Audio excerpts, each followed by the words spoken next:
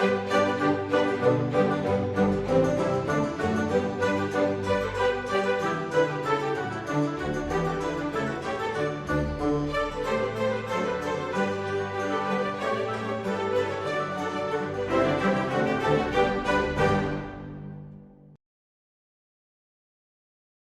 Academia Mexicana de la Historia tiene el compromiso de impulsar, desarrollar, fortalecer y difundir los estudios históricos de nuestro país. Este ciclo se suma a las tareas fundacionales de la institución, evocando la memoria de sus integrantes, de las y los miembros de número, de corresponsales en México y el extranjero, así como de historiadoras e historiadores eméritos y honoríficos, quienes compartirán con nosotros enunciados, anécdotas y hallazgos de sus investigaciones históricas en diálogos desde la Academia Mexicana de la Historia.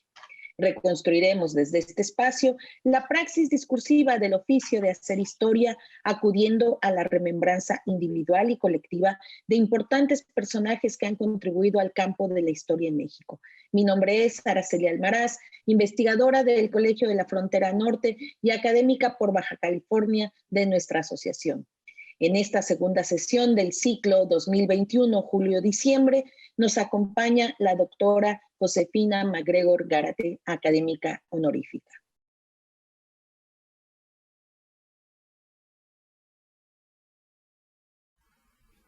Damos inicio con el primer segmento de Diálogos desde la Academia Mexicana de la Historia en esta segunda edición del ciclo 2021, julio-diciembre, preguntándonos ¿quién es Josefina MacGregor Gárate? La doctora MacGregor nació en la Ciudad de México, completó sus estudios en una primer licenciatura en la Escuela Nacional de Maestros. Después de ejercer por algunos años la profesión de enseñanza a nivel primario, decidió ingresar a la preparatoria. Por la trayectoria escolar de Josefina MacGregor Gárate desde estos años, podemos decir que es una auténtica puma y que forjaría su desarrollo profesional en la Facultad de Filosofía y Letras de la Universidad Nacional Autónoma de México, abocándose completamente a la historia y a la enseñanza de la disciplina. Su compromiso con la transmisión de conocimiento y didáctica de la historia nos permiten distinguirla como una académica de dos facetas. Por ello, he de resaltar su labor como asesora del Instituto Nacional de Educación de Adultos, colaboradora del Consejo Nacional Técnico de la Educación, como parte del grupo de especialistas en la enseñanza de la rama de Historia de la Secretaría de Educación Pública, así como asesora de la Dirección General de Materiales e Información Educativa e integrante del Consejo Asesor de Libros de Texto Gratuito de la misma institución. Tareas que se suman a la incansable labor como docente, precursora de programas didácticos y revisora de planes de estudio en la UNAM y otras instituciones del país. De 1982 a 1986 fue coordinadora del Colegio de Historia de la Facultad de Filosofía y Letras de la institución. En 1991 recibió por primera vez el Premio Salvador Azuela al mejor trabajo inédito sobre Revolución Mexicana por el Instituto Nacional de Estudios Históricos de las Revoluciones de México. 1995 fue un año particular en la trayectoria de la doctora MacGregor, pues ingresó al Sistema Nacional de Investigadores, donde actualmente tiene el nivel 2. También recibió el premio Marcos y Celia Maus a la mejor tesis de maestría en Historia por la Facultad de Filosofía y Letras de la UNAM y le fue encomendada la cátedra Samuel Ramos. En 1999 volvió a recibir el premio Salvador Azuela, ahora por el mejor trabajo inédito sobre Revolución Mexicana, y ese mismo año fue nombrada directora general del Archivo Histórico y Memoria Legislativa de la Cámara de Senadores, labor que ejerció hasta el 2006. Por su trabajo en esta dependencia, recibió en octubre del 2000 el Premio al Mérito Archivístico por esta institución. En marzo del 2005 obtuvo la mención honorífica por el Comité Mexicano de Ciencias Históricas a la reseña del libro de Rafael Torres Sánchez, Revolución y Vida Cotidiana, Guadalajara, 1914-1934. En 2010, la doctora MacGregor obtuvo el Premio Universidad Nacional en Docencia en Humanidades por la UNAM y también la revista Líderes Mexicanos la reconoció como líder en historia de México, mientras que en 2020 fue reconocida como miembro honorario de la Academia Mexicana de la Historia. La doctora MacGregor Gárate ha coordinado distintos proyectos de investigación y docencia desde 1991 y como directora de tesis ha asistido a 56 estudiantes de licenciatura, 25 de maestría y 8 de doctorado, todos ellos graduados y graduadas. Sus principales líneas de investigación son el Porfiriato y la Revolución Mexicana, la historia política y diplomática y la enseñanza de la historia. Como autora única, la doctora MacGregor ha publicado La 26ª Legislatura, un episodio en la historia legislativa de México. Textos escogidos, Matías Romero, selección, introducción y notas introductorias. México y España, del Porfiriato a la Revolución. México de su puño y letra, el sentir de un pueblo en las cartas al presidente. Arengas revolucionarias, mis memorias de la revolución, memorias de un diplomático, estudio preliminar. Sellos y escudos oficiales con la colaboración de Maribel Castillo Marcelo. Revolución y diplomacia, México y España, 1913-1917. Belisario Domínguez, moral y ética, impronta de vida. Breve introducción al Senado de la República.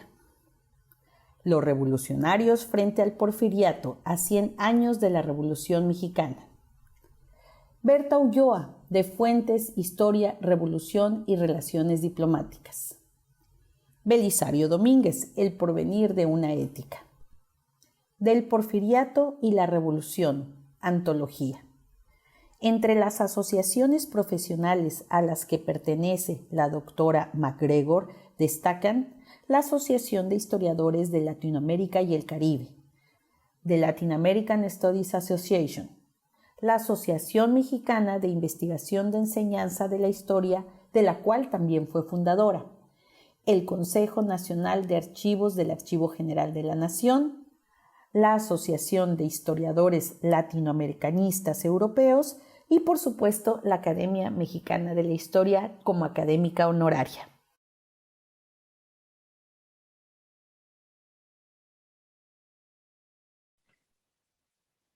Doctora MacGregor, le agradezco mucho que nos acompañe en este ciclo de diálogos desde la Academia Mexicana de la Historia.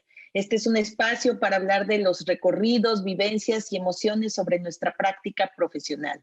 Hemos escuchado ya en el primer segmento una breve semblanza de su trayectoria, la cual nos invita a saber más sobre su labor como historiadora, como mujer tenaz y constante en la formación de nuevas generaciones, comprometida con la enseñanza y la investigación. Espero que podamos charlar al respecto, así como de otros temas relevantes que han marcado su obra. Muchísimas gracias. La agradecida soy yo por esta invitación. Quisiera iniciar este diálogo con una pregunta relacionada con estas primeras etapas de su trayectoria profesional. Usted fue graduada en la Escuela Nacional, de la Escuela Nacional de Maestros y después incursionó a una segunda licenciatura, que fue la de Historia. ¿Qué nos podría contar en estos momentos que marcan esta etapa ya en su carrera profesional? Bueno, para mí ha sido muy importante haber egresado de la Escuela Nacional de Maestros, porque finalmente yo entré a esa institución por una vocación, porque me interesaba la docencia, básicamente. En esos años, esto de la investigación no era nada claro, sobre todo para la gente que no tenía antecedentes universitarios en la familia, ¿no? Entonces, esto no era muy conocido. Entonces, esta impronta que a mí me ha quedado de la Nacional de Maestros, pues es mi interés por la docencia. A mí me preocupa los estudiantes, creo en la docencia como un elemento muy importante de superación. Creo que es importantísimo el binomio maestro-alumno. Los maestros no somos nadie sin alumnos y los alumnos necesitan de la experiencia de los profesores. No para decirles el camino necesariamente, sino para compartir experiencia y ellos de ahí puedan partir, ¿no? Entonces, para mí ha sido muy, muy importante. Y quizá esto se nota en algunos de mis trabajos porque de repente vuelvo a la elaboración de algún texto, junto los dos intereses. Y entonces digo, bueno, hay que enseñar historia a los niños de la primaria, hay que enseñar historia a los niños de la secundaria, a los jóvenes, a los adolescentes, a los jóvenes del bachillerato. Y entonces he incursionado en esa elaboración de textos para reunir esos intereses que tengo, ¿no? Y no centrarme solamente en la educación profesional. Sí, sin duda, y lo vamos a ir viendo a lo largo de nuestro diálogo, porque creo que hay una marca muy clara en este compromiso de enseñar, ¿no? Y obviamente después enseñar historia, la didáctica de la historia ha sido también uno de de los recorridos. Pero vámonos por partes. Sí. Después de la Escuela Nacional de Maestros, doctora, tú ingresaste a la UNAM a la carrera de historia. ¿Nos Ingresé a la podrías prepa. mencionar a la Ingresé a la prepa? prepa. Después de terminar ya trabajaba, entré a la preparatoria, de la preparatoria pasé a la facultad a estudiar Y historia. ahí, en ese momento, ¿quiénes fueron tus primeros acompañantes? ¿Cómo fue primero esta decisión por historia, ¿no? Que me parece importante nos la comentes. Sí, bueno, yo no tenía, a diferencia de muchos otros colegas que dicen que desde niños querían historia, yo no tenía esa claridad. Quería seguir estudiando, me gustó muchísimo el bachillerato, era algo muy complementario a la carrera de profesor. Y cuando pasé a la facultad fue pues todavía más interesante. Yo tenía como diferentes intereses, me gustaba la literatura, me gustaban las cuestiones de derecho, y entonces me pareció que la carrera que podía ser abarcadora era la de historia, ¿no? Un poco como la que podría empezar a definir hacia dónde podía ir. Nunca pensé que yo iba a dejar la docencia, eso nunca se me había ocurrido, ¿no? Ni se me ocurrió. De hecho, entonces, bueno, pues era estudiar pues para ampliar mi horizonte cultural, para saber más, en fin. Y claro, lo que ocurrió en mi primer semestre de la carrera fue verdaderamente impresionante porque un grupo de profesores verdaderamente fantásticos, fantásticos, pues me atraparon y yo quería seguir oyéndolos, viéndolos, escuchándolos, ¿no? Porque era importantísimo. El fundamental en mi vida profesional fue el maestro Eduardo Blanquer. Eh, Él no dejó una obra muy grande escrita, pero su impacto en la docencia es verdaderamente impresionante, impresionante.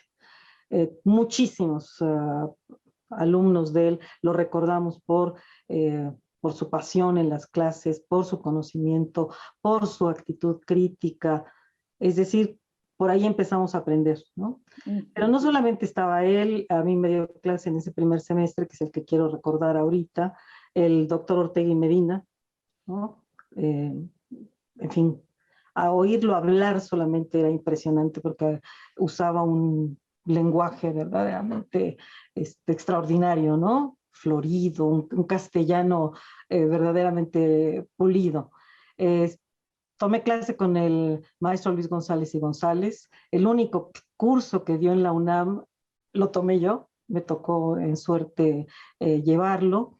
Un profesor haitiano, Gerard Pierre Charles, verdaderamente también un maestro marxista de una gran calidad humana, académica, en fin, es decir, era todo un grupo bueno, cautivaba y lo invitaba a seguir ahí sin que tuviera yo idea clara de lo que haría en el futuro, era estar ahí para escucharlos, ¿no? Para seguir. Entonces yo estuve en la facultad en una época, entre el 71 y el 74, en donde la historia marxista estaba haciéndose un espacio muy importante, pero no en mi facultad. En mi facultad lo que privaba era los historicistas. Entonces era Blanquel, el maestro Manrique, el doctor Ortega y Medina. Y entonces, como era un grupo que producía cuestiones en historia sumamente importantes, pues no nos inclinamos mucho a la parte, los alumnos de la facultad, hacia el marxismo, ¿no? Por supuesto estaba el doctor Enrique Semo, pero él estaba en economía, entonces, bueno, nos quedaban como un poquito lejos, ¿no? Eh, Desde luego tomé clase también con el doctor Roses, Wenceslao Roses, pero pues era una materia teórica, no era una materia de historia, entonces sí nos faltaba como la carnita de los hechos y cosas de estas, ¿no? Entonces fue para mí como muy importante estos profesores y estuve cerca de ellos a lo largo de mi carrera. De hecho, el maestro Sí, Blanquel fue quien me dirigió mi primera tesis, en donde reuní mi interés por el derecho. Hice un análisis de la legislatura maderista, entonces, bueno, ahí va yo compaginando esos ibas intereses. Y armando. ahí va armándolo, ¿no? Es decir, porque pues finalmente nuestra carrera, creo yo, hay mucho de empatía, ¿no? Es decir, te Sí. acercas a los temas porque hay algo que te jala, ¿no? Entonces, sí, me fue interesando en esos temas y bueno, ahí salió la primera tesis. Entonces esto fue, desafortunadamente el maestro Blanquel murió joven, bastante joven, y pues ya no pudo dirigirme las otras tesis, sino seguramente él hubiera sido mi director. Y la otra es que no fueron inmediatas mis otros grados. Es decir, yo tuve la licenciatura, me fui incorporando al trabajo en la Facultad de Filosofía y Letras, muy poco a poco. Primero di una clase, después entré por honorarios a un medio tiempo en el sistema abierto. Entonces tuve la experiencia del sistema abierto, que era semipresencial, ¿no? Es decir, sí había asesorías, no era todo a distancia, pero bueno, ahí empezamos a hacer materiales docentes para la carrera y posteriormente, pues abriéndose concursos y todo esto, pude ingresar como profesora de carrera ya al Colegio de Historia, ¿no? Entonces esto, insisto, fue paulatino y a través de diferentes concursos. Claro, y esto te lleva pues ya totalmente a decidirte por la vía de la historia y vas a ingresar a la maestría también en historia y vas a llevar a cabo una tesis que se tituló México y España del Porfiriato a la Revolución. Claro. Por este trabajo además recibiste un premio, el premio Marcos y Celia Maus en el 91. Así es. Y también el premio de investigación del INERM, del Instituto Nacional, entonces de la Revolución Mexicana. Eh, yo creo que algo que ayudaba en esos momentos es que nuestra elaboración de trabajos tenía pausas como largas, ¿no? No era algo tan inmediato. Pues nos daba tiempo como a crecer. Desde luego, entre una tesis y otra hay muchos años de diferencia, hay más de 10, y, pero hay trabajo en la universidad, ¿no? Este trabajo primero en el sistema abierto, luego en la licenciatura, un compromiso con la facultad en diferentes, incluso llegué a ser coordinadora del Colegio de Historia, eh, y esto pues no era como, no había la presión todavía de los grados como existió posteriormente, ¿no? Eh, una de las cosas que yo comento es que, pues sí, yo decía algún día puedo ser doctora cuando sea viejita, como el final de la carrera, como culminación, una cosa así, ¿no? Eh, pero bueno, la presión fue incrementándose. Entonces sí, hubo esta posibilidad de trabajar. De hecho, yo tuve un sabático que me fui a España y entonces ahí obtuve una buena cantidad de material. Eh, ya otro miembro de la academia, Carlos Illades, había hecho una tesis. Cuando yo me iba a España, él en ese momento se estaba graduando de maestro con un trabajo sobre las relaciones México-España.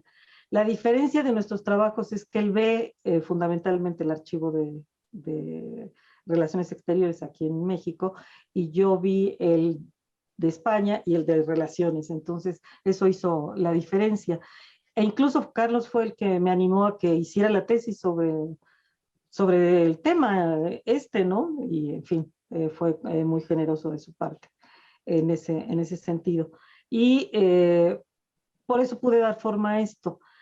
Lo interesante de ese trabajo, si yo pudiera destacarlo, es que yo me di cuenta que los informes de muchos de estos diplomáticos, desde luego hay un pensamiento conservador dentro de todos estos hombres, era muy fidedigno. Se cuidaban mucho, además de dar su opinión, de seguir los hechos de manera muy puntual.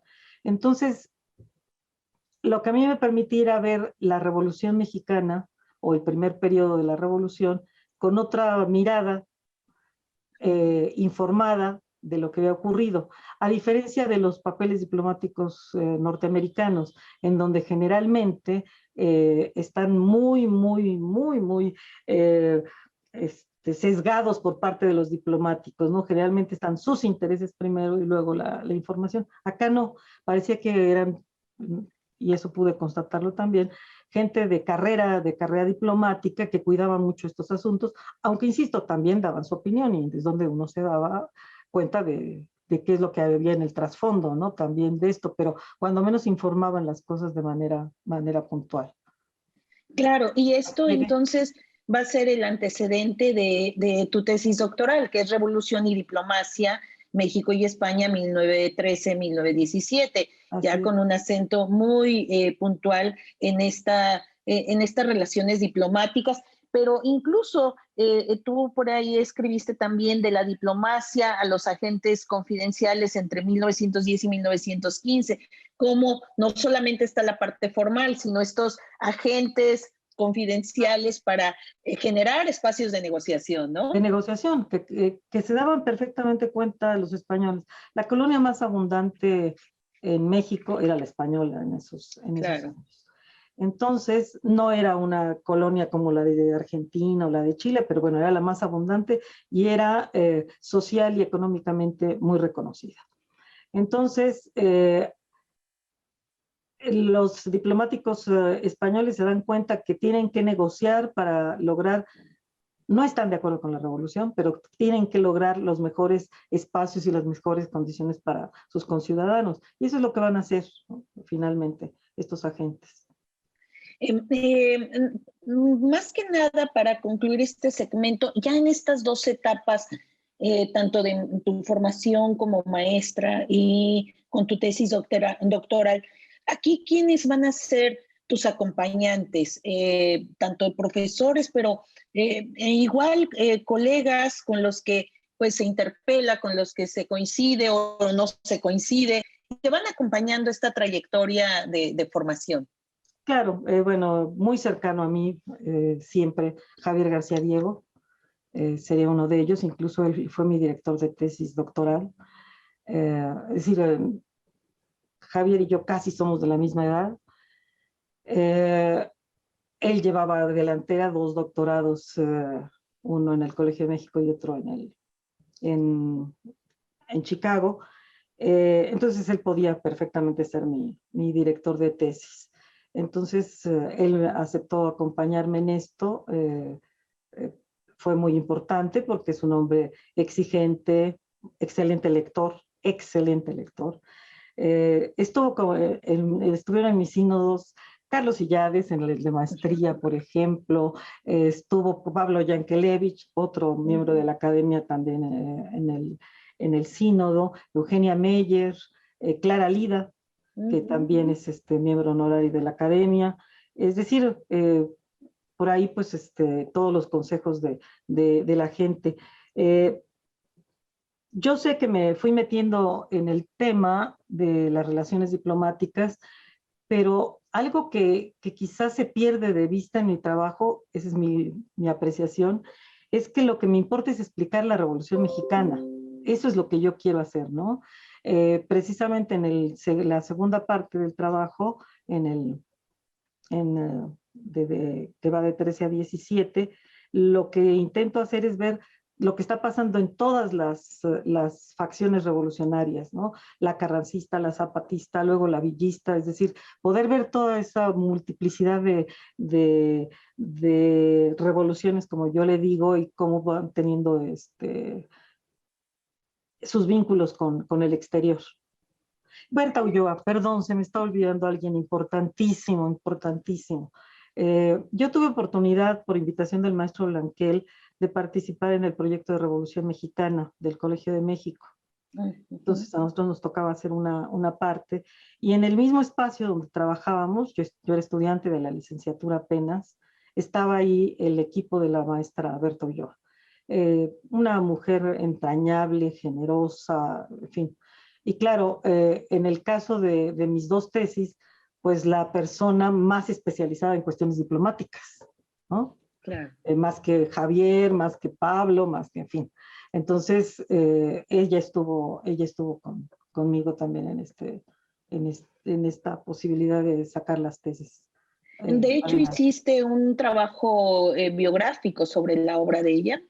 Sí, bueno, primero participé en un homenaje que se le hizo, y entonces aproveché para destacar la política exterior, dijéramos, del zapatismo, ¿no? Ese fue mi trabajo en ese homenaje.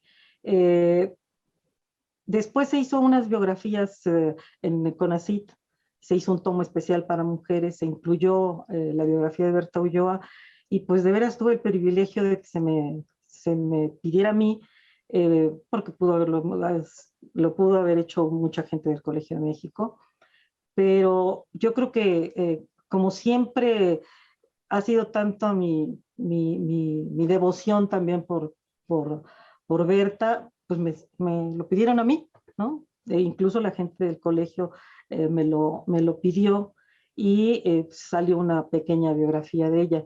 En algún momento de mi carrera yo me di cuenta, conociendo a Berta, que había sido la primera mujer que estudió la Revolución Mexicana. Entonces, cada vez que yo podía lo decía. Y claro, la gente no era todavía consciente de este tipo de cosas, ¿no? Entonces, claro, fue la primera mujer, y se formó rodeada de hombres, ¿no? Con don Daniel Cosío Villegas, con Luis González, es decir, que deben haber ejercido, con González Navarro, que deben haber ejercido una presión verdaderamente brutal, ¿no? Para el trabajo, y ella la única mujer. Lo impresionante, una de las cosas que me llamaba mucho la atención de Berta era ese trabajo riguroso, absolutamente riguroso, ¿no?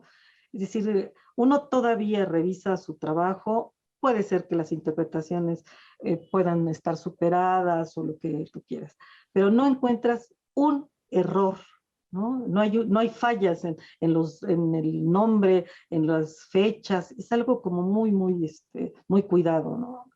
Y entonces creo que todavía sus trabajos permiten obtener líneas de investigación que se pueden desarrollar. Sin duda, y yo creo que es una mujer que tenemos que seguir recordándola, ¿no? Desde los aportes que dio. ¿Te parece que terminamos este primer segmento ahora sí para entrarle a lo que son tus grandes temas, ¿no? A lo que yo identifico como tus grandes líneas de investigación? ¿Nos damos un momento?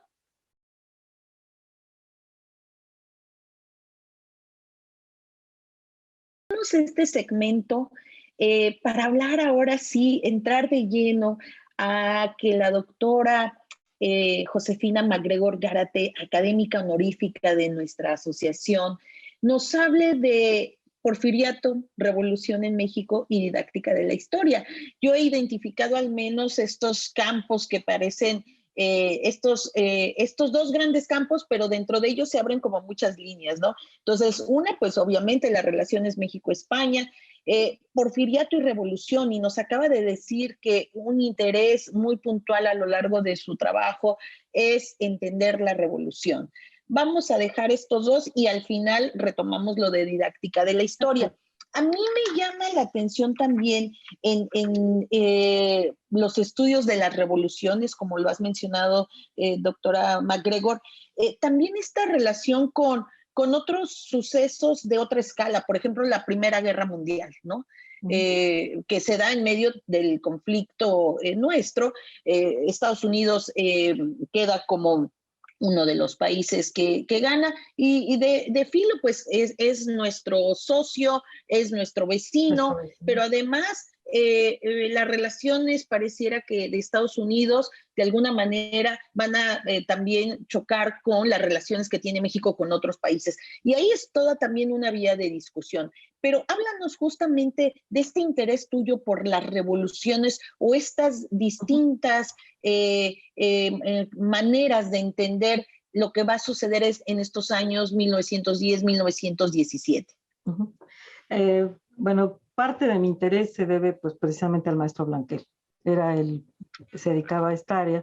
Entonces, cuando me invita a participar en la investigación en el Colegio de México, lo que hacemos es trabajar pues finales de Porfiriato y principios de la Revolución. A él le tocaba el periodo de aparentemente 1908-1914, con la caída de Huerta. Entonces, esto también me llevó a estar con estos temas que son constantes, parece que se quedan marcados para toda la vida, ¿no? Ahí está.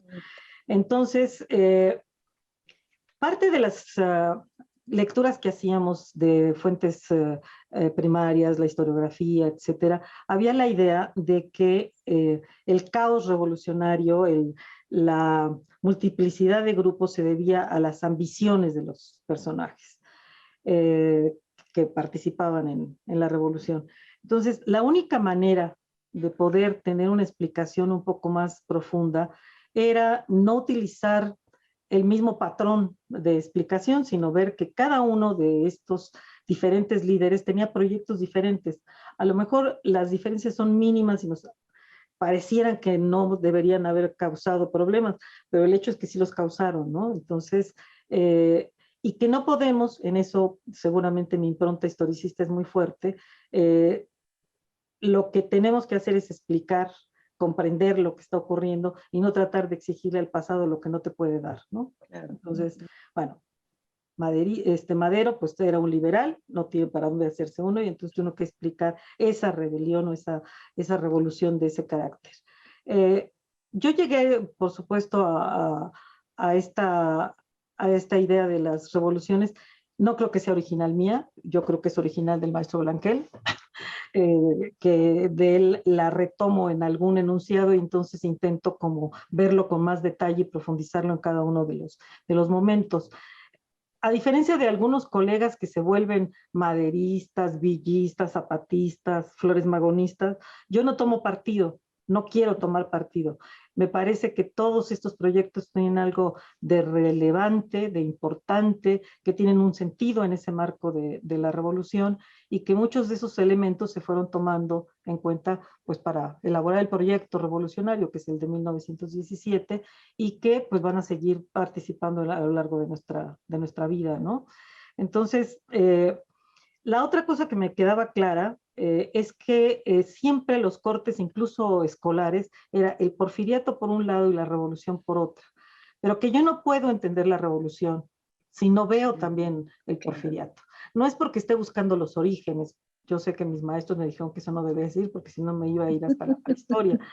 Pero está ligado, es decir, la revolución es una reacción a un momento determinado, a un proceso histórico que había llegado a una culminación, y entonces esa reacción pues es muy fuerte, muy, muy fuerte, y tenemos que verlos de alguna manera. Entonces, por eso no me he querido desligar del porfiriato, ¿no? Yo no soy una conocedora profunda de Porfirio Díaz, pero me parece que el proceso histórico es relevante, y si mucho me apresura, si me aprieta las tuercas un poquito más, yo diría que desde la Constitución del 57, la República restaurada es un proceso que va unido a la revolución. Por otro lado, yo tengo también la idea y que estamos divididos, yo sé que estamos divididos, que la revolución concluye hasta 1940, que para que yo entienda también ese proceso tengo que incluir el cardenismo, porque es un momento en que el proyecto de 1917, esa sería mi explicación, que el proyecto de 1917 se lleva a sus desarrollo más importante durante ese periodo, y queda ahí ya como un logro, que del que se derivan muchísimos problemas, ¿no? Pero que entonces lo tengo que ver de esa manera. En esto pues no coincido con algunos de mis queridísimos colegas, como Javier García Diego, que él dice que termina en 20 la revolución, ¿no? Claro. Hay diferencias, pero diferencias que tampoco significan una imposibilidad de comunicarnos. Entonces, esas son como las cosas que, a ver, yo creo también, y tal vez esto es importante, que en los últimos tiempos la especialización nos ha llevado a saber cada vez más de menos cosas, ¿no? Eh, Me pasa, por supuesto. Pero cada vez es peor o más grave el problema, ¿no? Se va agudizando.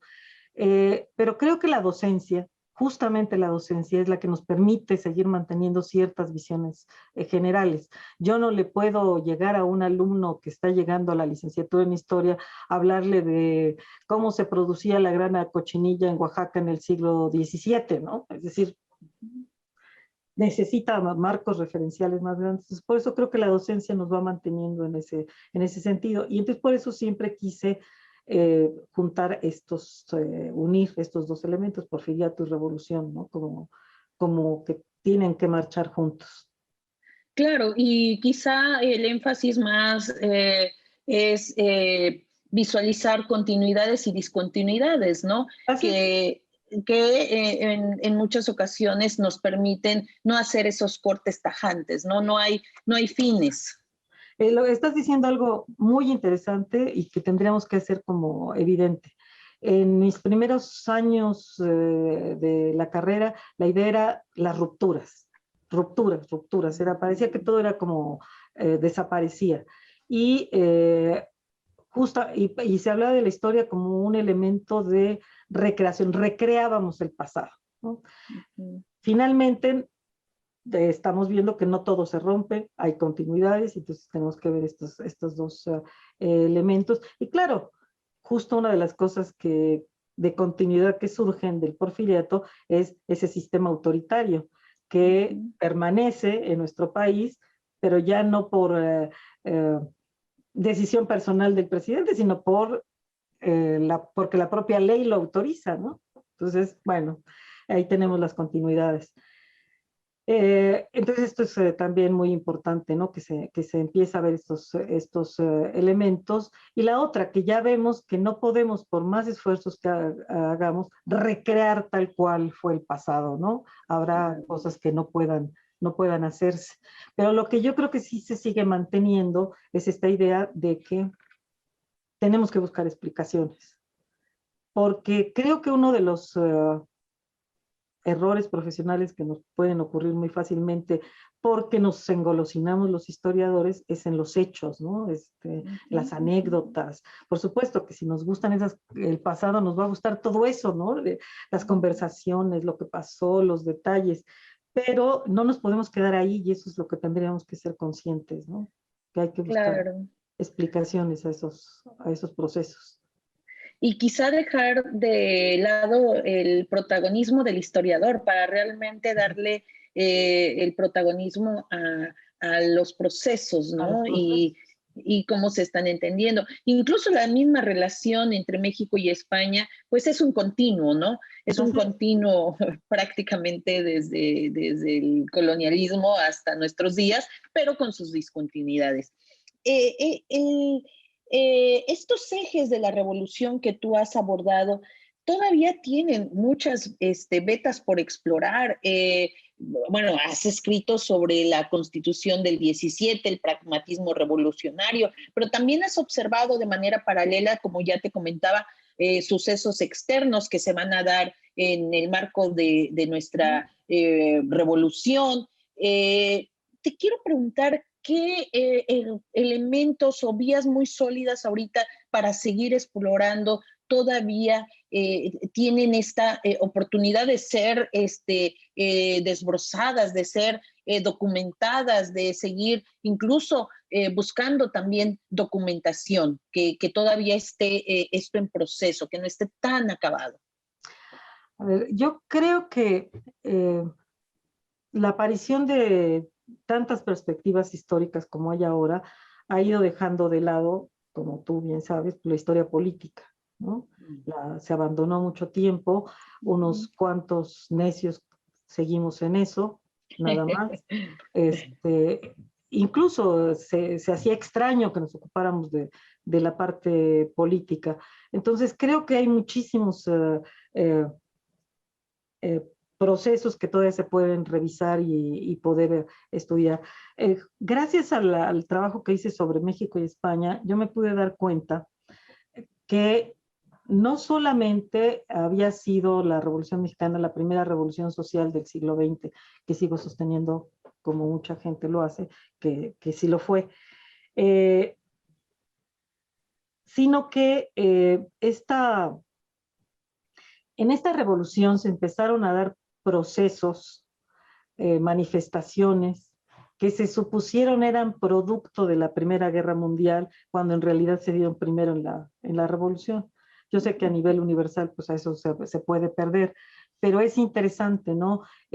Prácticas de guerra, por ejemplo, ¿no? El uso de los aeroplanos, las bombas, en fin, este tipo de cosas, pero también estas prácticas diplomáticas, esta democratización de la diplomacia se empezó a dar aquí en la revolución. Eso es lo que me mostraron los agentes confidenciales, ¿no?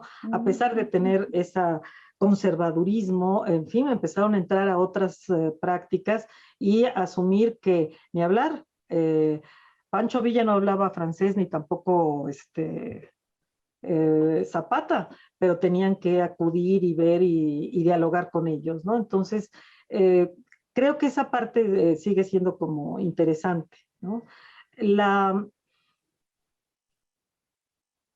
Creo que además de que pudiera haber nuevas vetas, y que las hay, que existe la necesidad de que sigamos revisando y haciéndonos nuevas preguntas sobre esos procesos que pareciera que ya fueron estudiados. ¿Qué fue lo que nos pasó un poco con la Constitución por parte de algunas personas que volvimos sobre el tema? Porque, bueno, por un lado, sí, los procesos, bueno, sobre todo las constituciones están muy estudiadas, los procesos legislativos no, todavía sigue haciendo muchísima falta trabajo de localidades, hace falta integrar muchísimo la historia regional a una visión nacional para poder darle sentido, ¿no? Porque si no va a ser sin sentido. Pero también, insisto, las nuevas preguntas, ¿no? Es decir, esas nuevas preguntas que no estaban en el horizonte cultural hace 50 años y que ahora sí están y que tenemos que irlas planteando. Insisto, sigue apareciendo mi impronta historicista, ¿no? Cada generación se pregunta nuevas cosas y entonces incluso sé que las preguntas de los jóvenes desplazarán las preguntas que nos estamos haciendo. Pero creo que todavía en términos políticos sigue habiendo temas por revisar, ¿no? Y poder lograr visiones más continuas, más constantes, ya conocidas a profundidad, poderlas presentar de una manera más general, ¿no? Entonces creo que eso es como lo que... Creo que la historia es una ciencia, que es una ciencia acumulativa, y que uno puede llegar a un punto porque hubo otra persona que antes hizo algo y que ayudó a que camináramos, ¿no? Yo pensaría que en el campo de las relaciones diplomáticas, lo que había hecho Berto Ulloa a mí me ayudó para avanzar e irme, y lo mismo que Katz, ¿no? De hecho, la decisión de trabajar España surgió de la lectura de Katz, La Guerra Secreta. Él trabajaba muchísimos archivos, todos los que pudo, pero casi no vio los archivos españoles. Entonces sí, a mí me brincó que faltaba ese archivo y sobre todo llamábamos la atención porque la colonia española era muy grande. Entonces, bueno, ¿qué pasa en España? Entonces fue por lo que me fui a España, ¿no? Entonces, yo dejo huecos y entonces habrá otra gente que llegue y los cubra, ¿no? Entonces, creo que sí por ahí están estas nuevas miradas que renovarán los estudios históricos, ¿no? Sí, y que, por ejemplo, tu mirada hacia los españoles también permite entender otro tipo de procesos. Quizá podamos culminar con esto porque nos llevaríamos muchos programas hablando de tu trabajo, pero me llama, por ejemplo, la atención la comisión de reclamaciones Así es. y sobre todo, por ejemplo, todos estos españoles afectados, adinerados, por supuesto, y que pues a ellos había que extraerles el recurso para poder mantener la lucha, pero después toda la comisión de reclamaciones y cómo va a quedar el erario, ¿no? Y cómo van a quedar los españoles mismos en este contexto donde aparentemente se han calmado las aguas, como tú dices, y toma sentido esto de extenderse hasta el 40, porque hay un proyecto de reparto agrario donde toma pues uno de los principios básicos de la revolución, me crea sentido, pero volviendo a estas comisiones de reclamaciones y al erario público y a lo que deja para los españoles y para otros grupos, pero sobre todo los españoles que eran los Los más españoles los más adinerados. afectados, sí. Uh-huh. Sí, ellos son los más afectados. Parte de lo que yo pude apreciar es que desde la época de Madero, que se acepta que México va a pagar reclamaciones por daños causados por la revolución, eh, los ministros, el único embajador era el norteamericano, los ministros, sobre todo el español, está tratando de contener a la gente y seguir los procedimientos legales para hacerlo, ¿no? Y entonces se van presentando, se tardan mucho las reclamaciones, esto lo vamos a arrastrar hasta Álvaro Obregón, luego con calles, ¿no? Para esto de los pagos. Entonces, en ocasiones ellos van a insistir en devolución de bienes, en fin. Yo justamente me detuve en 1917 porque entendí que en la etapa siguiente iba a haber muchísimas reclamaciones precisamente por el artículo 27, que seguramente iba a afectarlos particularmente. Hay ya un académico de Michoacán que hizo un trabajo sobre las reclamaciones, que las ha podido reunir, y se supone que yo tengo un proyecto de seguir con 1917-1931. Porque las relaciones de México y España, pues a veces coincidimos y a veces hay más tensiones, ¿no? Entonces, un gobierno conservador en España con el revolucionario a veces no acababan de embonar por muchos esfuerzos que hicieran, pero sabemos muchísimo que vuelven a coincidir en 31, ¿no? Con la República, otra vez hay esa coincidencia, la va a mantener Cárdenas, por supuesto, queriendo sostener la República, el reconocimiento a la República y no al gobierno de Franco. Pero entonces se queda como muy oscuro el 17-31, entonces eso es lo que estoy pretendiendo acercarme en los últimos tiempos. Y entonces, bueno, poder sacar más en claro líneas. Lorenzo Meyer hizo un libro sobre estas relaciones. Lo que ocurre es que es un libro que abarca todo el siglo, entonces es más general, ¿no? No tan específico como a mí me gustaría percibirlo, ¿no? Y entonces yo esperaría poder llegar a ciertas conclusiones en esto. Además, se dan muchos, en ese periodo se dan otros casos que enfrentan a los mexicanos y a los españoles, como sería la Guerra Cristera, por ejemplo, ¿no? Que sería otro elemento importante de considerar. Claro, y bueno, por un lado enfrentamientos, pero por otro lado una solidez de los distintos grupos, más sumados los que van a llegar durante el franquismo, ¿no? Pero bueno, ahí tendremos que esperar este libro. A mí me encantaría. Ay, a mí también.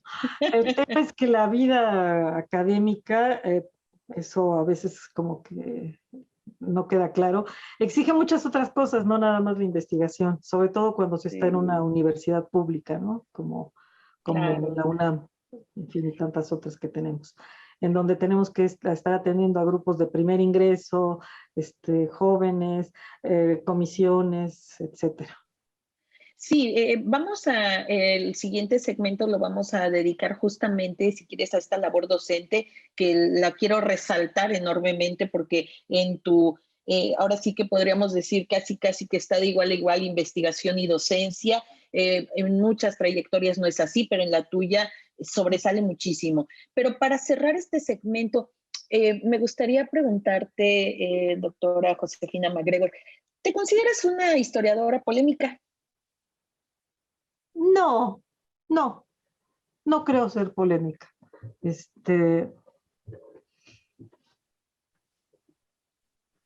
Finalmente creo que los temas en los que yo he trabajado se había hecho poco, muy poco.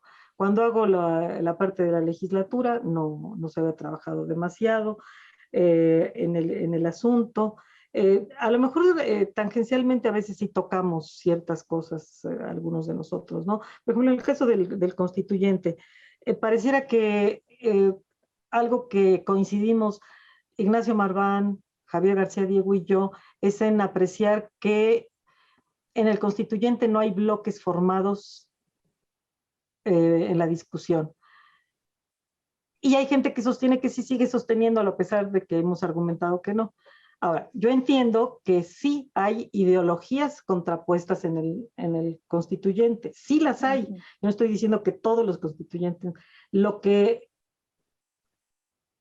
en mi caso, y creo entender que en el caso de mis dos amigos lo hicieron en el mismo sentido, es que no había bloques parlamentarios a la manera contemporánea y que no podemos interpretar lo que ocurre ahí de esa manera, ¿no? Esa es nuestra intención. Porque, bueno, cuando uno revisa, pues empieza a ver esos comportamientos. Entonces, se acercó de una manera Marván, revisando las votaciones. Yo me acerqué de otra manera viendo a mis renovadores desde la 26 legislatura, siguiendo su trayectoria, ¿no? Y entonces, y ver cómo se comportan ahí, y ver que no hay acuerdos, ¿no? Sencillamente cada quien vota como se le da su gana, en función del tema que están abordando, y que no existen eso. Entonces, no pareciera provocar esto mayor problema, ¿no? Entonces, quizá en el caso de México y España, yo no veo una abierta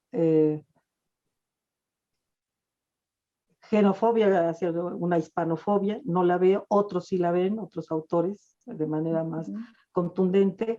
Lo que yo sostengo es que es ambivalente. La gente a veces es decir, los acepta y otra gente los rechaza. Es decir, pero lo que no podemos encontrar es que de parte de los líderes de la revolución haya una deseo particular de acabar con los españoles, ¿no?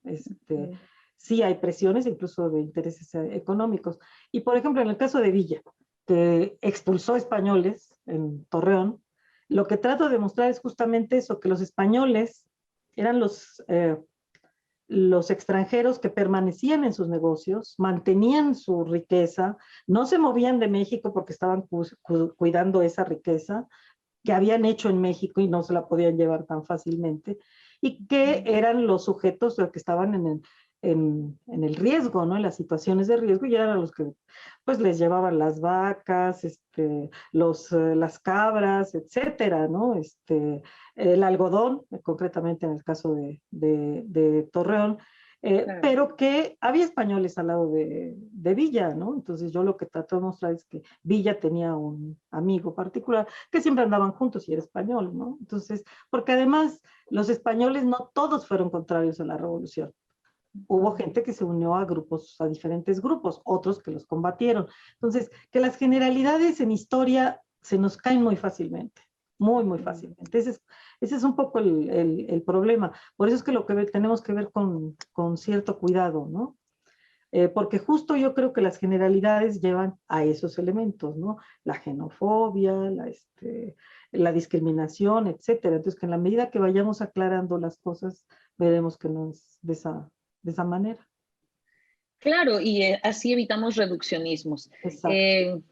Habrá que en algún momento seguir dialogando en otros escenarios, en otros espacios, pero lo de las expulsiones, no solamente de españoles, sino de otros grupos, creo que puede ser algo también interesante, porque por otro lado, México se concibe siempre como ese país fraterno, amigo, donde todos son bienvenidos, pero bueno, cuando vemos las diferencias regionales, incluso como tú mencionas, sí, pues vemos ya matices, ¿no? Claro, el trabajo de Pablo Yankelevich en ese sentido es muy interesante, ¿no? Es decir, ver cómo hasta en nuestra legislación migratoria se van poniendo trabas para la llegada de ciertos grupos, ¿no? La aplicación del artículo 33 que le ha interesado de manera muy particular a él, en fin, ¿no? Claro, sí, no, y ahí también, sí, una gran historia de chinos, españoles, de todo tipo, ¿no? Y claro, el asilo también, ¿no? Como un elemento importante a debatir. Pues cerremos este espacio que realmente, digo, lo tenemos que cerrar por tiempo, pero si fuese por discusiones, nos podríamos quedar platicando aquí muchísimo más.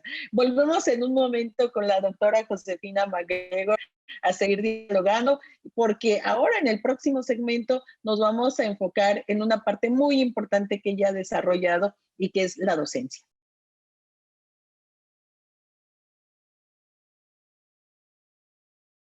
Regresamos a este diálogo espléndido con la doctora Josefina MacGregor Gárate, académica honorífica de esta Academia Mexicana de la Historia.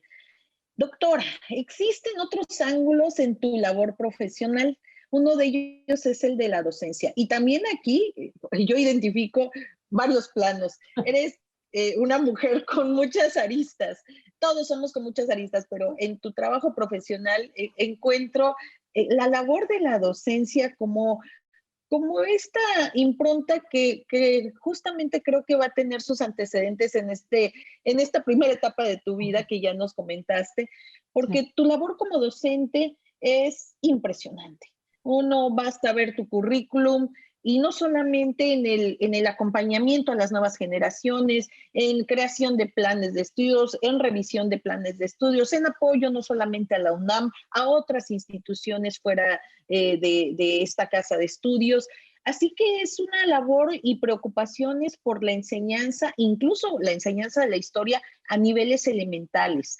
En más que llevar a un recorrido de lo que ha sido pregrado y posgrado, también hay elementos muy importantes en la docencia a este nivel, incluso en la edición de libros de texto. Cuéntanos un poco, antes de entrar a pregrado y posgrado, esta labor con la enseñanza de la historia a nivel muy elemental. Pues bueno, yo primero me entregué al trabajo en la facultad, es decir, tenía que cumplir con mis obligaciones. Como entré al sistema abierto, tuvimos que discutir el plan de estudios, eso me fue vinculando con ese tema. Eh, Quiero insistir en que yo creo que la identificación, eh, las ideas del maestro Blanquel fueron muy importantes para mí. Era un hombre que amaba la universidad por encima de todas las cosas, ¿no? Eh, Nos enseñó lo vimos comprometerse con la universidad toda su vida, en fin. Entonces, me parece que había en mí algo ya encaminado a eso, porque entiendo la vida como compromiso. La vida es compromiso.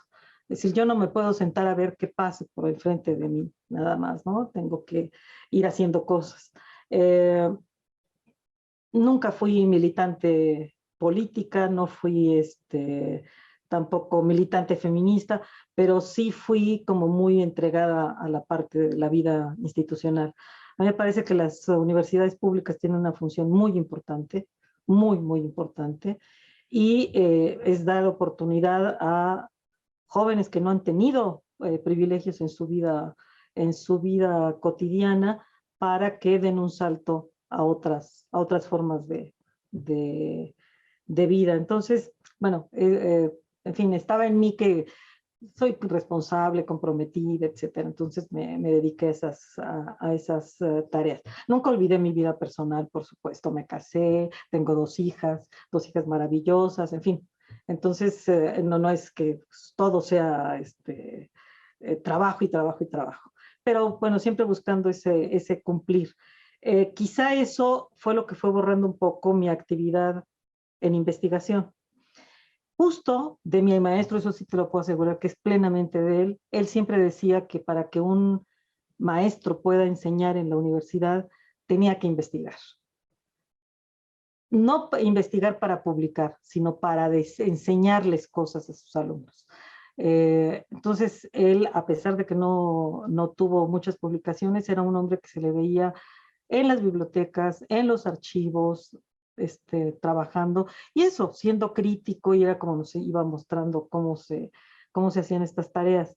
Entonces, Sí, yo he asumido siempre esta posición del maestro, todavía, en donde no podemos permitirle a los profesores universitarios que digan que solo son docentes. Sí, tienen que hacer algo que cuestione, que impulse el conocimiento original. Entonces, el profesor no puede estar repitiendo solamente lo que dicen otros, ¿no? Y entonces, bueno, pues por ahí como que yo iba haciendo ese complemento en mi carrera.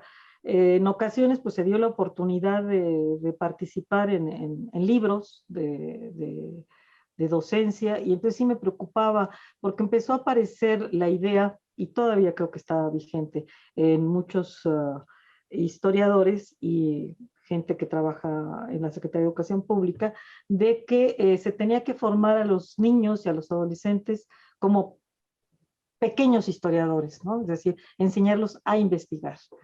Pero tú no puedes esperar que la historia sea resultado de la investigación de un niño o de un adolescente, ¿no? Es decir, pues parecía en ese momento que lo único que había que hacer era enseñarles a asumir una interpretación, la de la escuela de los anales, incluso era así la escuela de los anales de manera general.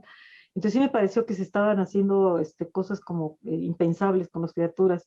Además, yo conocía a los niños. Yo no te puedo decir que sea una experta, pero yo trabajé con niños, entonces Claro. sabes lo que les gusta, ¿no? Entonces, Mm.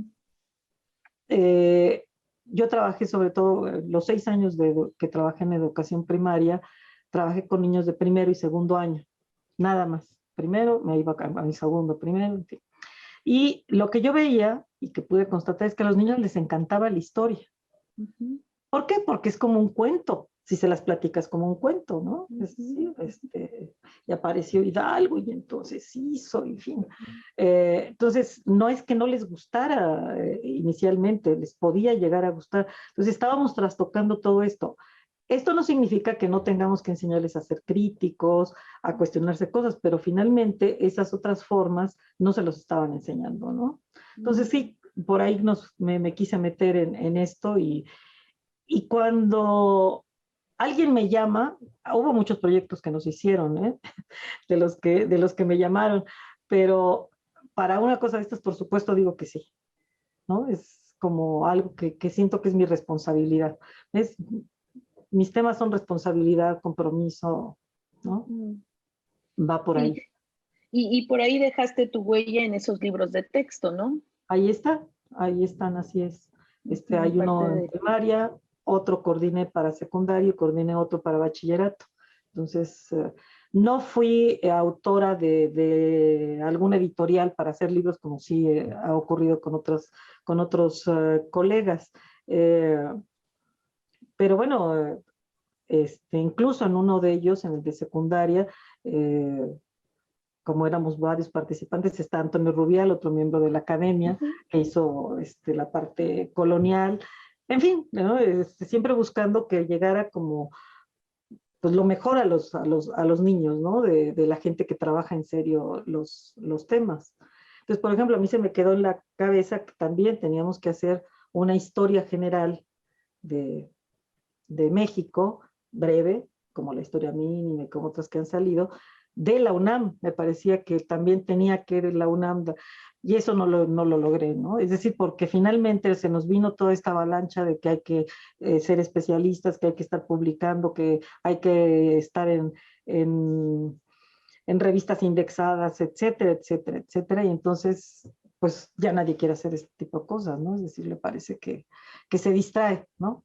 De la otra parte. ¿Qué es lo que le pasa a mucha gente con el asunto de la docencia, ¿no?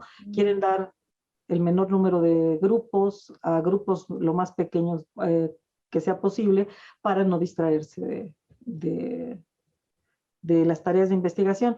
En cambio, nosotros pensamos que ni hablar, tenemos que estar en donde nos hacemos falta, ¿no? Yo siempre he dado una materia de primer ingreso, siempre. Los 46 años que tengo trabajando en la universidad han sido materias de, cuando menos una, de primer ingreso, ¿no? Es decir, enfrentar el asunto de trabajar con los jóvenes, ¿no? Que están llegando del bachillerato. Claro, y lo decía yo al inicio del segmento, yo creo que si algo hay que distinguir en tu trayectoria es ese compromiso, como tú bien lo has dicho, incluso has escrito, publicaste a propósito de la enseñanza de la historia, pero has dado didáctica de la historia. ¿Te preocupa no solamente que haya compromiso con los estudiantes, sino que también en la dirección de tus tesistas, en este trabajo que has llevado al lado incluso del doctor Ibarrola, tiene como esta claridad de estar con los ojos puestos en las nuevas generaciones? ¿Nos podrías hablar al respecto? A ver, yo creo que de mi experiencia docente y de mi experiencia como alumna del maestro Blanquel, lo que creo que tiene que privar con los estudiantes es el respeto mutuo. Empieza por el respeto que uno les ofrece a los estudiantes.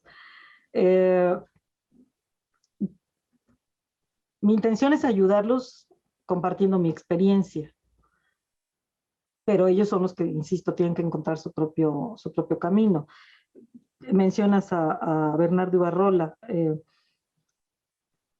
Bernardo, yo le dirigí su tesis de licenciatura, después se fue a España a estudiar su doctorado, y desde luego ninguno de mis alumnos ha trabajado los temas que yo trabajo, ninguno, no va por ahí, ninguno.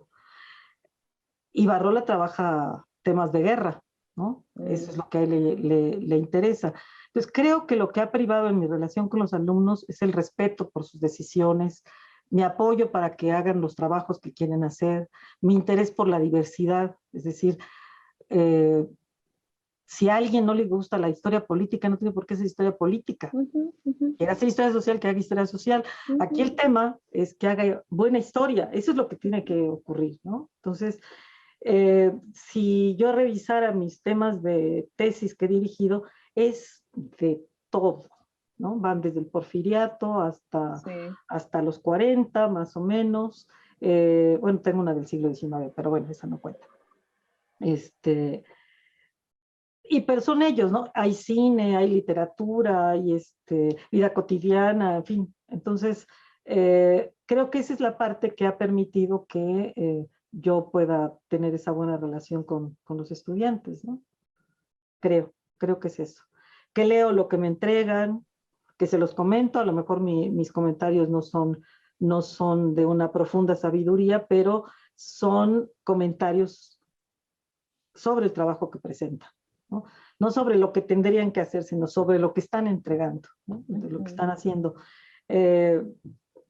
Una de las anécdotas que a mí más me gusta platicar es que un joven que estaba trabajando un tema de locura, me pidió como lector en su tesis de doctorado, como cotutora. Y entonces su tutor le dijo, ¿por qué quieres a Josefina MacGregor en esto, no? Y entonces dijo, porque ella sí lee los trabajos. ¿No? Entonces, bueno, eso da idea también de que se sienten atendidos, ¿no?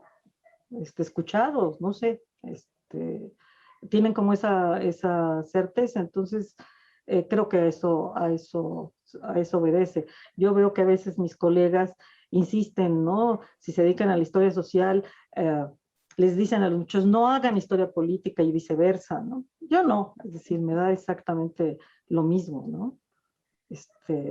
Son ellos los que tienen que encontrar su camino. Yo insisto, en alguna discusión que teníamos cuando yo estaba haciendo mi tesis doctoral,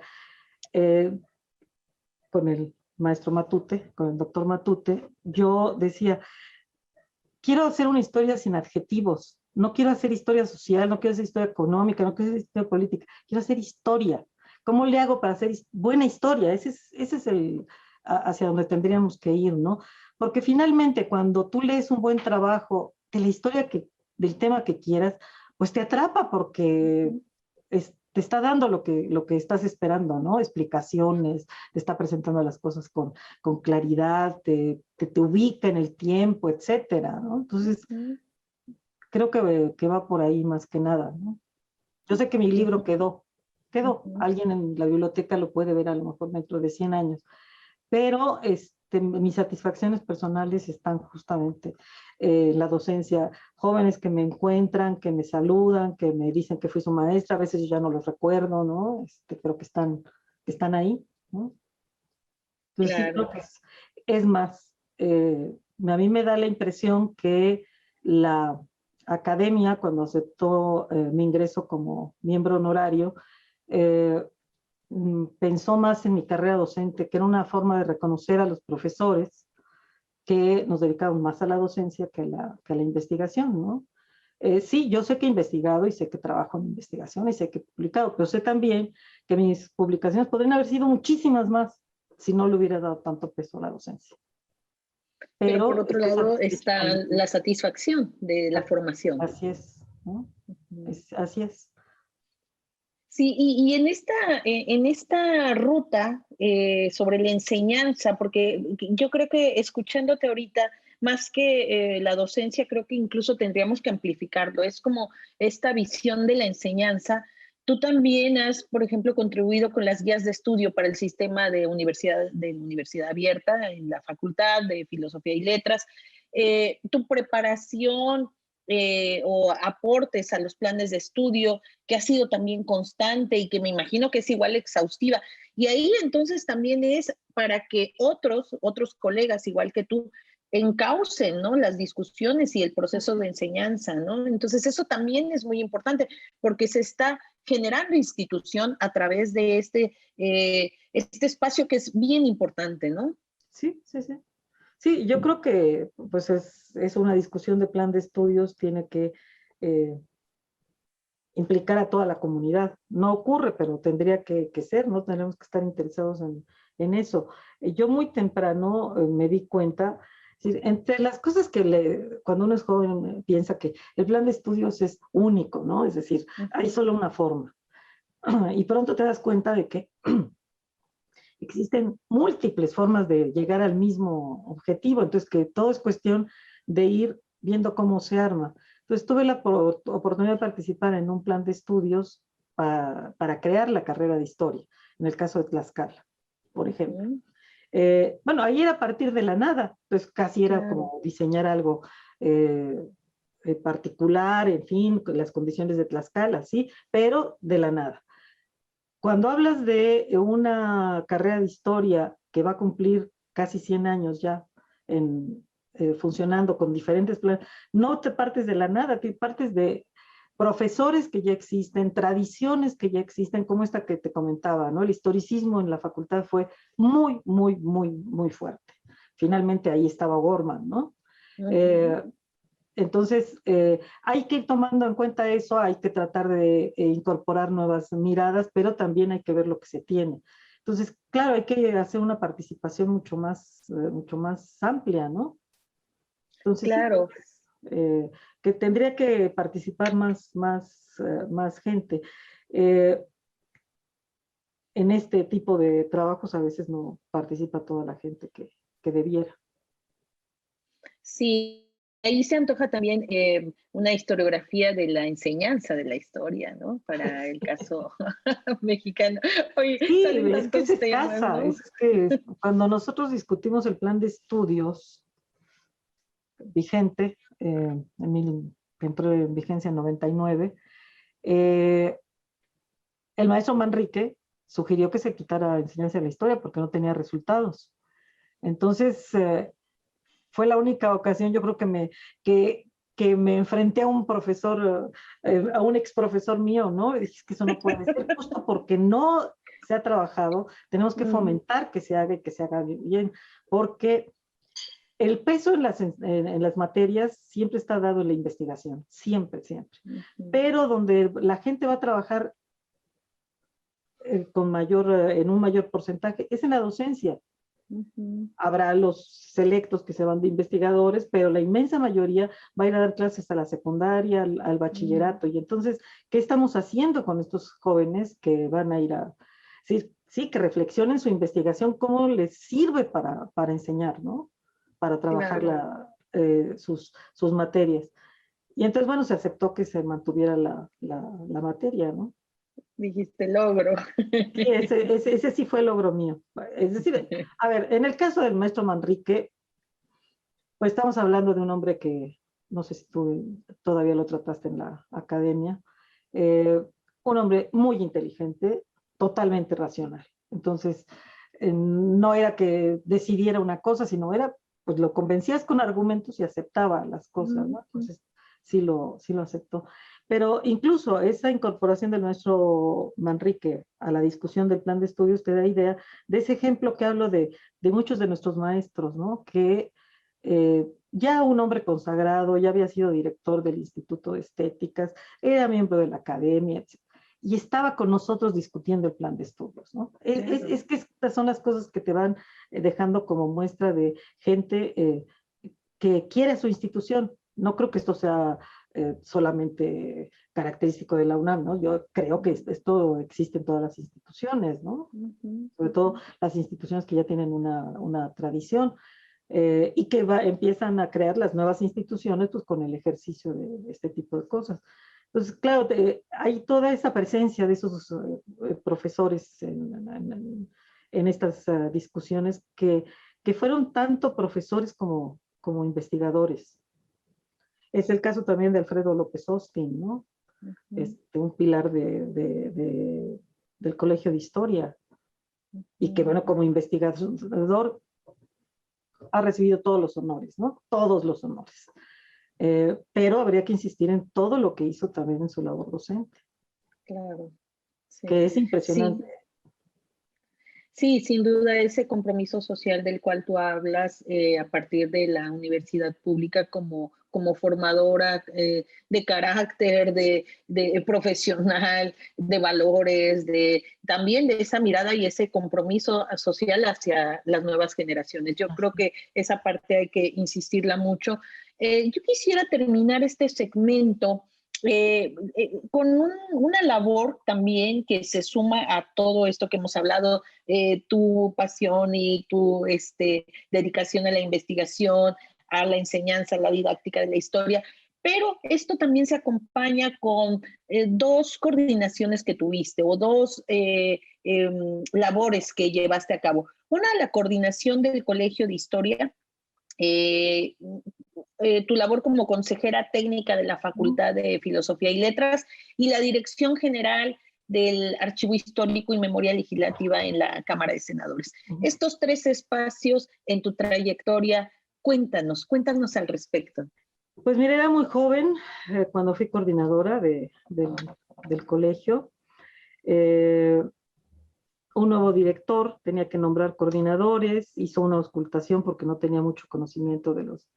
Y entonces, pues por ahí los jóvenes empezamos a movernos, me propusieron y fui la primera mujer coordinadora en el Colegio de Historia de la facultad. Muy joven, 29 años tendría, más o menos 30.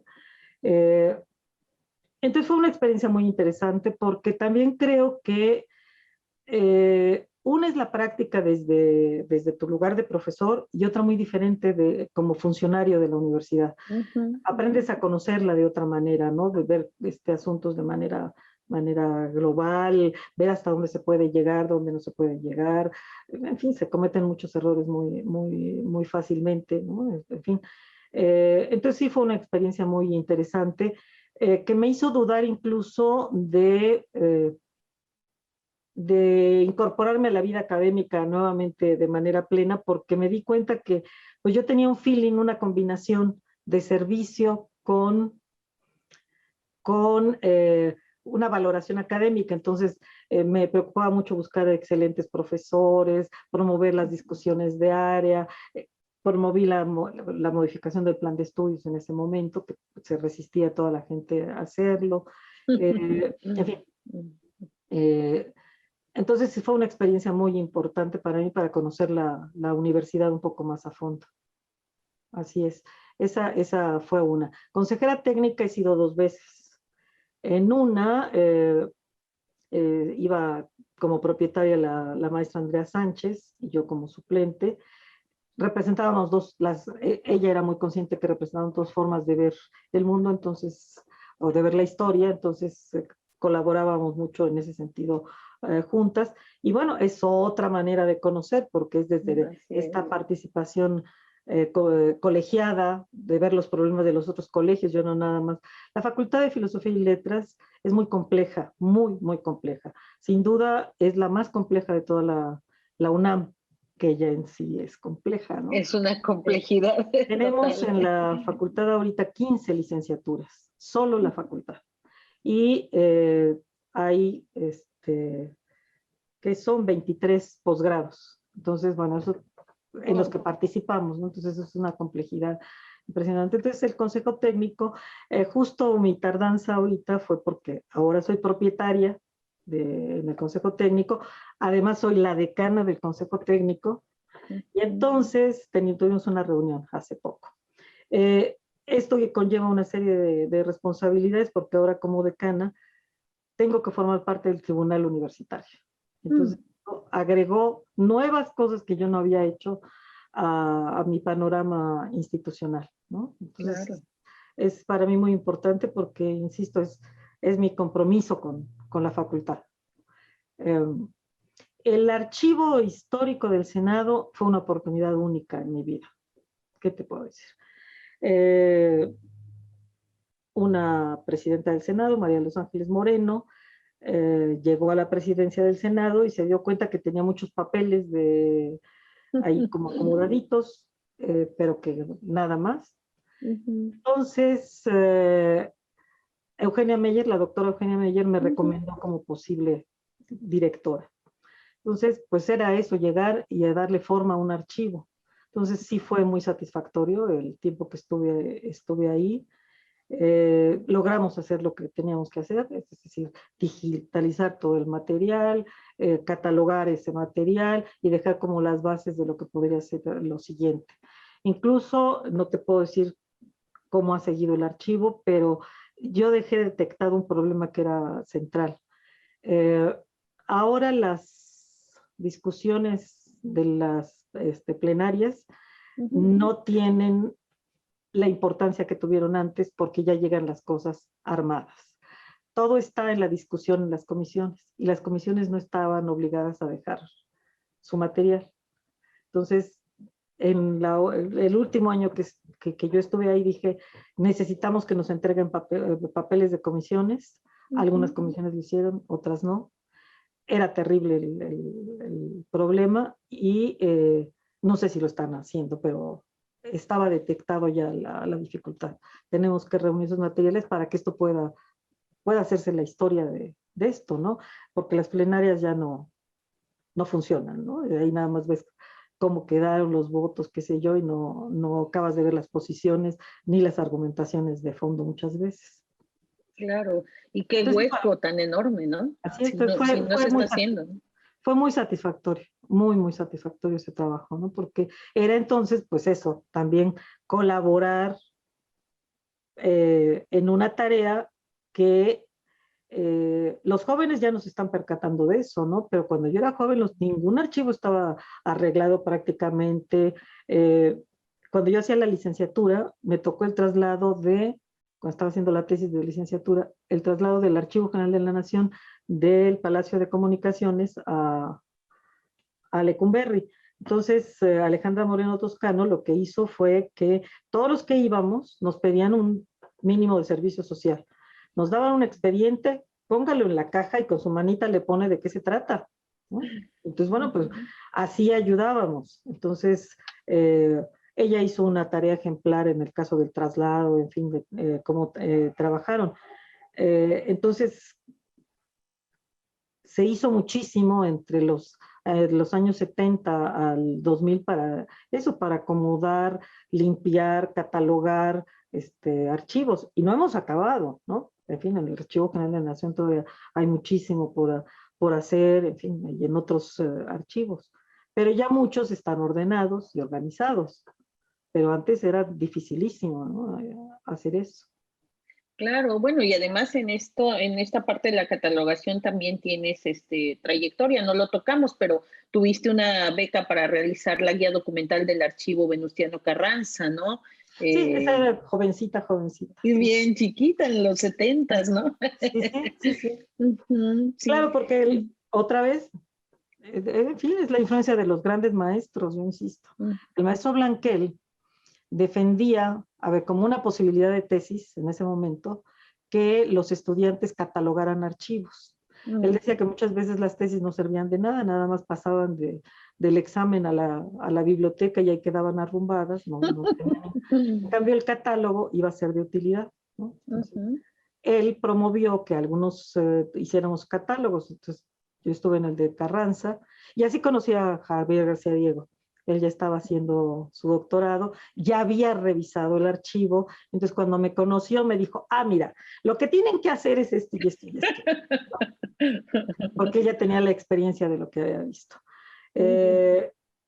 Y entonces yo también, varias de las tesis que he dirigido, pues fueron sobre catálogos de archivo. Y en algún momento trabajé también con el archivo de Madero, que está en la Secretaría de Hacienda, en el recinto Juárez, para que un grupo de estudiantes trabajara el archivo y se hiciera el catálogo, que ya está digitalizado, que en fin, ¿no?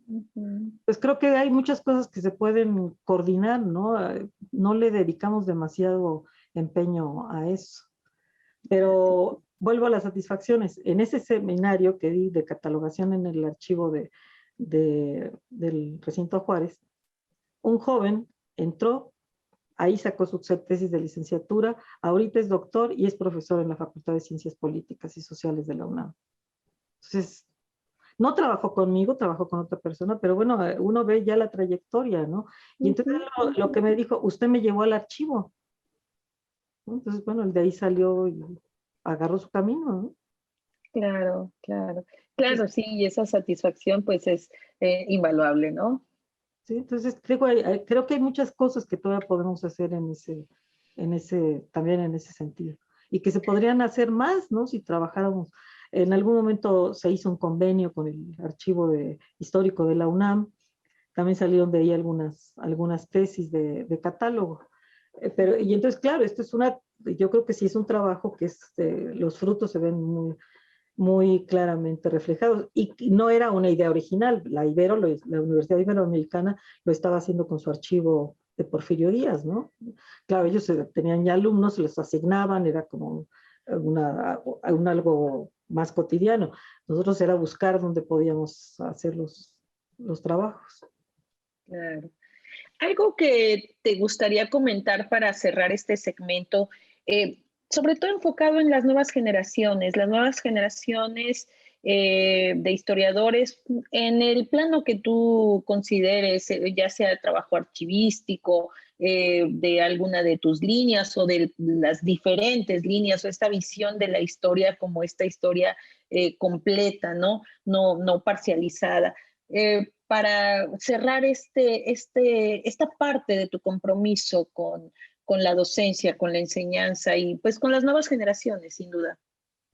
Claro, a mí me gustaría mucho que pudiéramos seguir transmitiendo este sentido social de nuestra carrera, de nuestra vida profesional a los jóvenes, ¿no? Eso es algo que creo que hace falta, que no podemos perder, ¿no? Que tendríamos que insistir muchísimo con ellos, sobre todo porque pareciera que ya no los millennials, sino los centennials están todavía más despegados de este tipo de cosas, ¿no? Yo creo que tenemos que hacerlos reflexionar sobre estas cosas. La UNAM empezó el semestre hace poco tiempo y tengo mi curso de primer semestre. Entonces me dio gusto cuando se fueron presentando algunos de ellos que hablaban de estudiar historia porque les gustaría dedicarse a la docencia.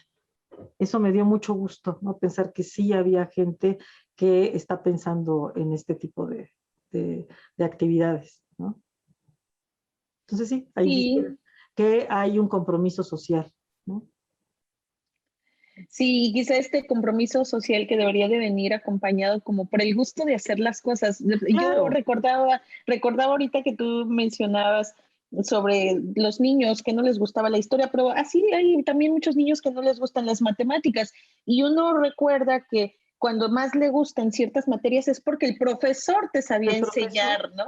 sí, sí, sí, sí, eso es un hecho, ¿no? Pero te digo, hay que trabajar mucho con ellos en ese sentido, ¿no? Eh, Creo que se está perdiendo esa idea de los compromisos sociales. Entonces habría que reforzarlos, ¿no? no perderlos de vista para que... y claro, lo del gusto que tú dices a mí me parece que es muy importante.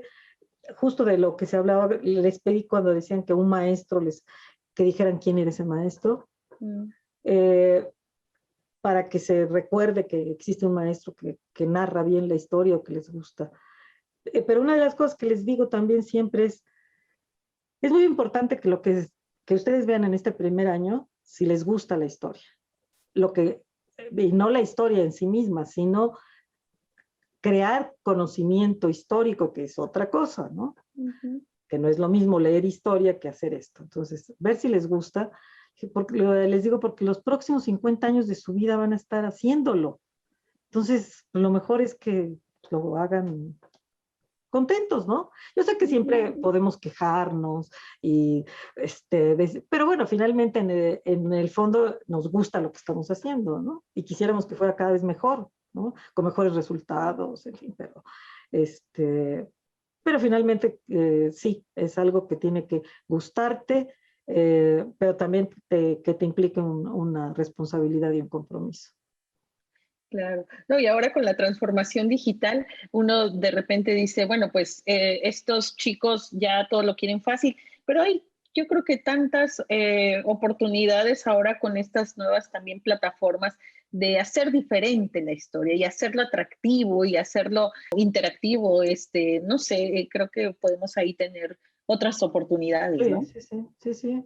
Unos jóvenes de la facultad, no sé si estén otros jóvenes que no son jóvenes, algunos son de la licenciatura, están en el posgrado, están sacando una revista digital que se llama La Bola.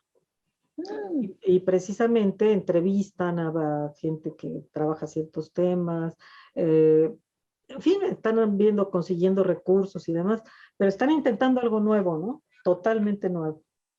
Sí, y recuerdo ahorita, fíjate, también me viene a la mente algo que leía, en algún momento reflexionaste sobre el cine, ¿no? El cine y la revolución, y que ahora podemos a lo mejor reflexionar sobre los plataformas digitales y a lo mejor remasterizar toda esa documentación que ya existe en otro formato visual y hacerla ahora diferente y volver a recuperar todo eso que ya está ahí, ¿no? Simplemente dándole como una creatividad adicional, ¿no? Así es. Así es, y yo creo que hay gente que ya lo está haciendo, ¿no? No sé, pienso en Gabriela Pulido, que está en esta coordinación de memoria, que están intentando hacer muchas cosas de estas, o Álvaro Vázquez Bantecón con los temas de cine. Pues, es eso, que hagan lo que quieren hacer y que les guste y que tengan buenos resultados, ¿no? ¿Qué más podemos pedirle a la vida? Así es, así es.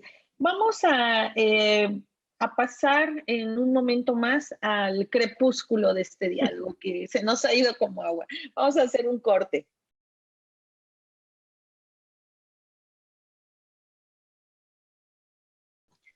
Como decía, estamos en el crepúsculo de este diálogo en el que realmente, la verdad es que yo siempre digo que los diálogos se me van como agua, ¿no? Y espero que a todos y todas las personas que nos están escuchando igualmente les haya pasado el tiempo muy rápido, pero además disfrutándolo. Y ahora quisiera que le diéramos un espacio a las historias de las satisfacciones, o a las satisfacciones, si nada más queremos citarlas. Ya nos dijiste algunas y que tienen que ver mucho con esta labor y este compromiso con las y los estudiantes. Pero este segmento justo evoca la memoria individual y a estos sentires, ¿no?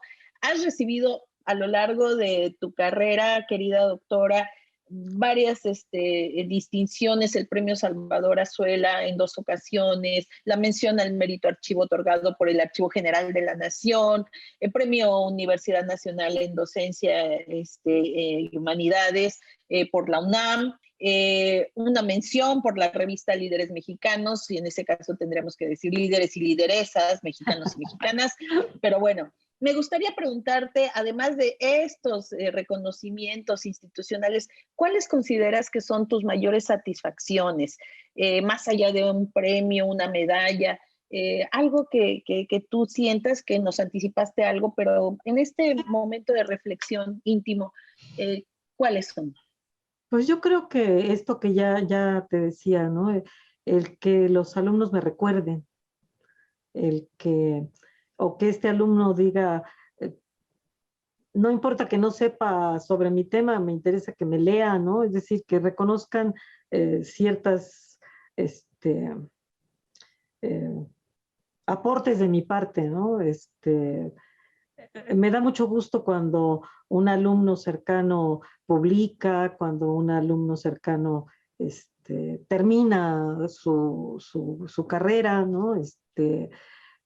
Ese tipo de cosas Yo sé que lo otro pues también forma parte del, de,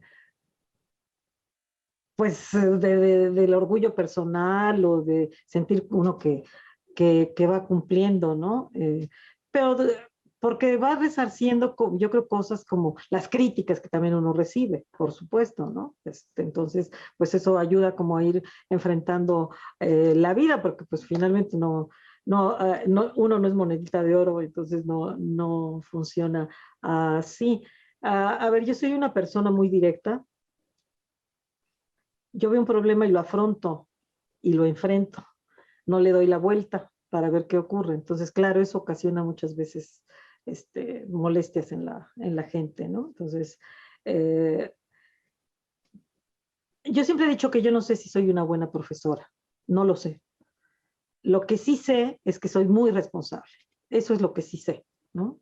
Y entonces, sí, me resulta satisfactorio pensar que hay gente que valora ese tipo de cosas, ¿no? Eh, yo sé, por ejemplo, cuando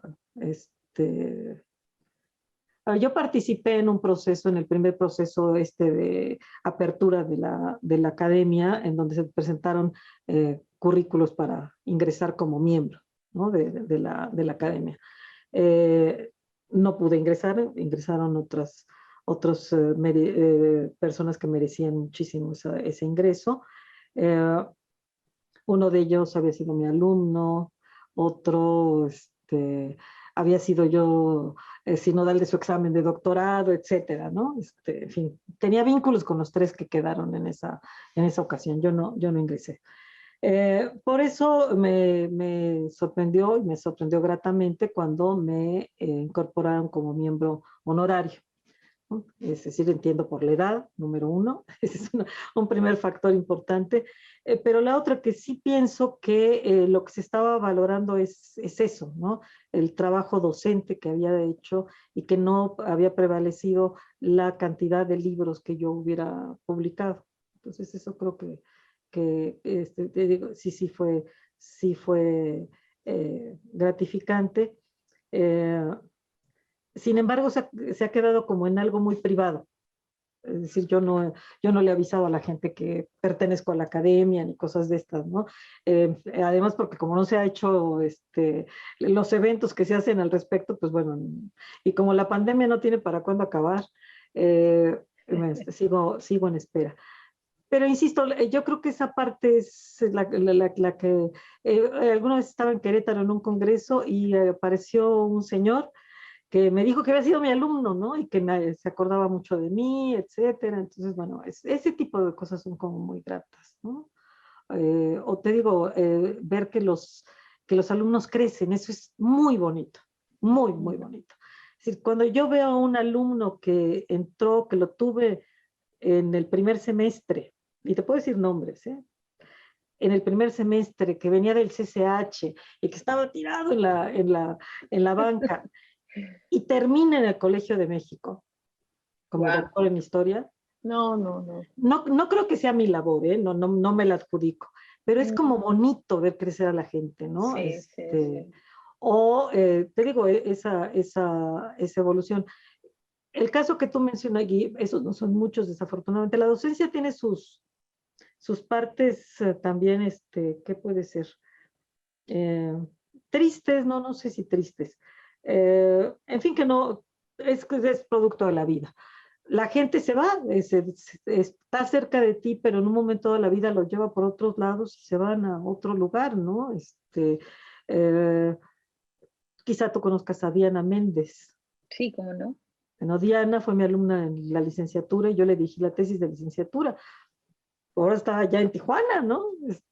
Muy lejos, entonces ya no se puede mantener esa cercanía con con los alumnos. Algunos incluso sí mantienen uno los saludos y demás, pero la mayoría se van, ¿no? En esa parte hay una cuestión muy, de alguna manera penosa, entonces se ha perdido la experiencia. Quizá el caso que tú ponías de Ibarrola es un caso muy particular porque es un joven con el que yo sigo, que ya no es tan joven, pero bueno, con el que yo sigo teniendo una relación muy cercana porque trabajamos en el mismo lugar, ¿no? Entonces, afortunadamente, no ha habido ninguna ruptura entre nosotros, seguimos siendo buenos colegas. Y entonces nos mantenemos muy cerca, muy cerca. Nos sentimos como familia. Creo que Claro. yo hacia él y él hacia mí también. Entonces eso, te digo, es una satisfacción muy particular, pero no son la mayoría de los casos, desafortunadamente, ¿no? Es decir, hay gente que está muy cerca unos años, se va, ¿no? Y este problema es más grave todavía en los profesores de primaria o los de secundaria, porque de vez en vez, pues yo tengo el contacto ese con un chico que ya ahora es doctor y está otra vez que me manda un mensajito y me manda un saludo y un buen recuerdo y tal y cual, ¿no? Pero a los profesores de primaria se les abandona, ¿no? Sus alumnos Sí. pueden recordarlos a lo largo de toda su vida, pero nunca se lo dijeron al profesor, ¿no? Que era el que tendría que haberlo sabido, pero en fin. Por supuesto, el haber recibido el premio de docencia de la UNAM era como llegar a un punto máximo de mi carrera docente, ¿no? Era el reconocimiento de mi institución, de que yo hacía una labor en humanidades relevante, que era también muy satisfactorio, pero también que impone como obligaciones. Porque ahora no puedes fallar, porque ahora tienes que hacerlo, porque no puede haber problemas, ¿no?